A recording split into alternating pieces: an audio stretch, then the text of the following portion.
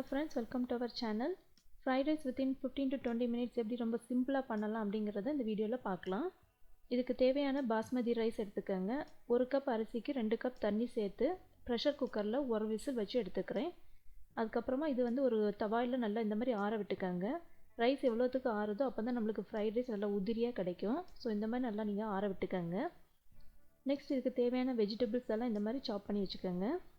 இதுக்கு carrot, beans, capsicum, cabbage, அப்புறம் சென்டரில் பார்த்தீங்கன்னா garlic நல்லா கிரேட் பண்ணி வச்சுக்கிறேன். இந்த ஃப்ரைட் ரைஸில் பார்த்தீங்கன்னா கேப்சிகம் ரொம்பவே இம்பார்ட்டன்ட். ஸோ கண்டிப்பாக கேப்சிகம் சேர்த்துக்கங்க. நெக்ஸ்ட் இதில் வந்து ஆனியன் அதையும் நல்லா ஸ்லைஸ் பண்ணி இந்த மாதிரி வச்சுக்கோங்க சைடில். அண்ட் ஃபைனலாக கார்னிஷ் பண்ணுறதுக்கு கொரியாண்டர் லீவ்ஸ். இப்போ ஒரு குக்கரில் ஆயில், கீ ரெண்டும் சேர்த்து நல்லா மிக்ஸ் பண்ணி விட்டுக்கோங்க. இப்போ இதோட நம்ம எடுத்து வச்சுருக்கிற ஆனியனை நல்லா வதக்கி விட்டுடலாம். ஆனியன் ரொம்ப வதங்கக்கூடாது. இந்த மாதிரி லைட்டாக நீங்கள் வதக்கி விட்டுக்கோங்க ஒரு 2 மினிட்ஸ். ஸோ வெங்காயம் நல்லா வதங்கினதுக்கு அப்புறமா நம்ம வெஜிடபிள்ஸ் எல்லாம் சேர்த்துடலாம். வெஜிடபிள்ஸ் பார்த்தீங்கன்னா கேப்சிகம், கேரட், பீன்ஸ் இந்த 3 வெஜிடபிள்ஸை ஃபஸ்ட்டு சேர்த்துக்கோங்க. அது ஒரு ஹாஃப் குக் ஆனதுக்கு அப்புறமா நம்ம வந்து கேபேஜ் சேர்க்கணும். ஃபஸ்ட்டே கேபேஜ் சேர்த்துட்டிங்க அப்படின்னா கேபேஜ் வந்து நல்லா கொஞ்சம் ஓவர் குக் ஆகிடும். ஸோ அந்தளவுக்கு இருக்கக்கூடாது. இந்த வெஜிடபிள்ஸ் எல்லாம் ஒரு ஹாஃப் குக் ஆனதுக்கு அப்புறமா நம்ம கேபேஜ் சேர்த்துடலாம். இப்போ இதை நல்லா கொஞ்சமாக உப்பு சேர்த்து ஒரு மூடி விட்டு ஒரு 5 மினிட்ஸ் நீங்கள் வந்து குக் பண்ணி எடுத்துக்கோங்க. இப்போ இந்த வெஜிடபிள்ஸ் எல்லாம் வெந்ததுக்கு அப்புறமா நம்ம இந்த கேபேஜ் இதோட சேர்த்துடலாம். நல்லா இந்த மாதிரி கிண்டி விட்டுக்கோங்க. அண்ட் லாஸ்ட்டாக பார்த்தீங்கன்னா நம்ம எடுத்து வச்சுருக்கிற அந்த கார்லிக்கையும் இதோட சேர்த்துடலாம். ஃபஸ்ட்டே கார்லிக் சேர்த்தோம் அப்படின்னா அந்த டேஸ்ட் உங்களுக்கு வந்து ஃப்ரைட் ரைஸ்க்குள்ளே டேஸ்ட் கொடுக்காது. ஸோ இந்த டைமில் சேர்த்திங்கன்னா தான் உங்களுக்கு வந்து அந்த ஃப்ரைட் ரைஸ்க்குள்ளே அந்த ரிச் டேஸ்ட் உங்களுக்கு கிடைக்கும்.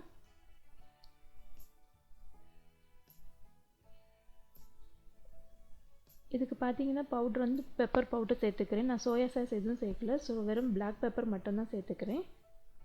நீங்கள் சோயா சாஸ் வேணும் அப்படின்னா அது கூட நீங்கள் சேர்த்துக்கலாம்.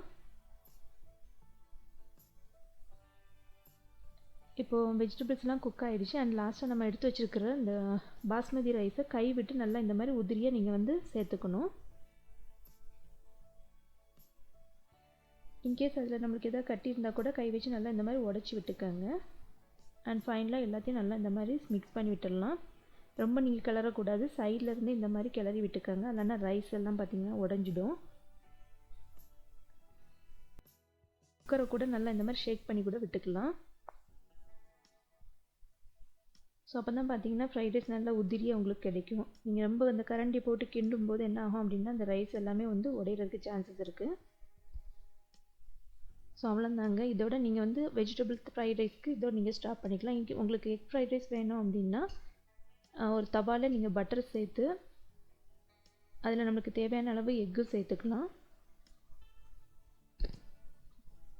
இதுக்கு தேவையான பிளாக் பெப்பர் கொஞ்சம் சேர்த்துக்கோங்க.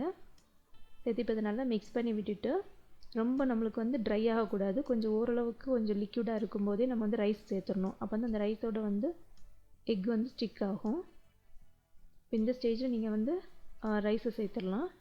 சேர்த்து நல்லா கிண்டி விட்டீங்க அப்படின்னா உங்களுக்கு ஒரு சுவையான ஃப்ரைட் ரைஸ் ரெடி ஆகிடும். ஸோ கண்டிப்பாக ட்ரை பண்ணி பாருங்கள். வீடியோ பிடிச்சிருந்தால் லைக் பண்ணுங்கள், ஷேர் பண்ணுங்கள். தேங்க்யூ ஃபார் வாட்சிங்.